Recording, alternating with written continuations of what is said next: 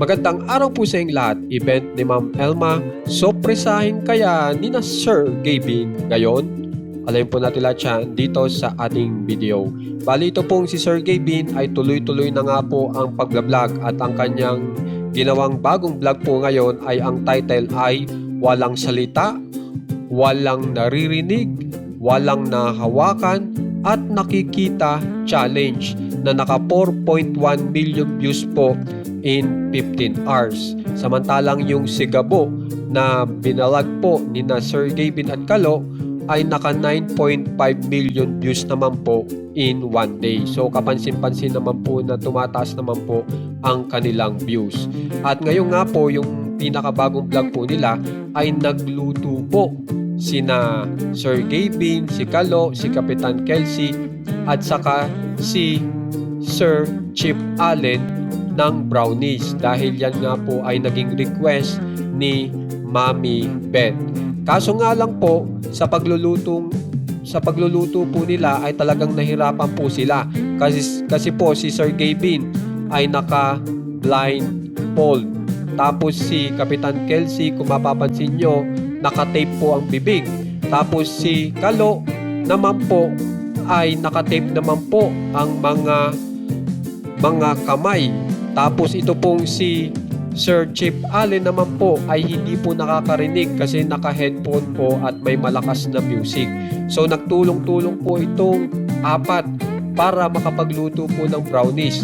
At ang naging resulta po ay kitang-kita nyo na po dito sa muka ni Mami Beth na kung saan po ay talagang hindi po nagustuhan ang naturang brownies. Pero sinabi niya naman daw po na mabango pero lasang sunog.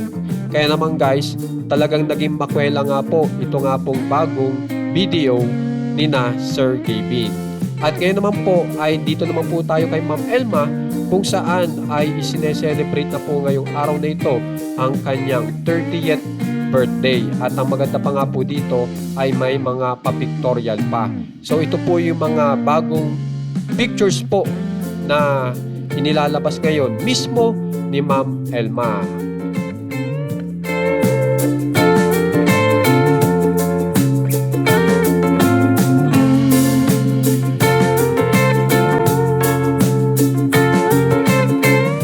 So kapansin-pansin po dito sa mga bagong pictures po ni Ma'am Elma ay medyo hindi po siya nakangiti, di ba? Kung mapapansin nyo, hindi po siya nakangiti na kumbaga, alam naman po natin ito pong pictorial na ito ay pang birthday niya. Pero mapapansin nyo na hindi po ganun ka saya yung makikita nyo sa muka ni Ma'am Elma. So ngayon nga po ay usap-usapan na nga po sa social media kung si Sir Gavin ba ay magbibigay ng sorpresa kay Ma'am Elma sa araw po ng birthday ni Ma'am Elma kung dadalo pa talaga si Sir Gavin. So yan po yung pinag-uusapan ngayon.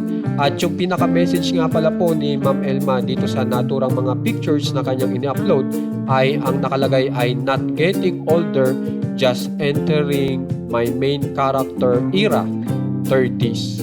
At kung mapapansin nyo naman po yung account po ni Ma'am Elma ay hanggang ngayon po ay nandiyan pa rin naman po si Sir Gavin.